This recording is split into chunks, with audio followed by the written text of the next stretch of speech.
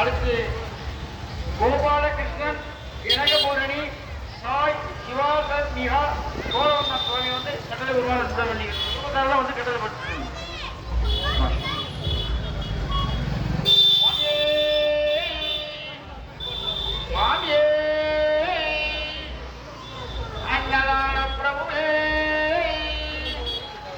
சுவாமி சொல்லணும் மன்னிக்கிறாம வந்து பிரசாதம் மாதிரி கேட்டுக்கொள்கிறோம். அப்படியே பையன் பையன் பையன் பையன் பையன் அதனால வாங்க கூட்டம் அதிகமா இருக்கு. சுவாமி சொல்லணும்.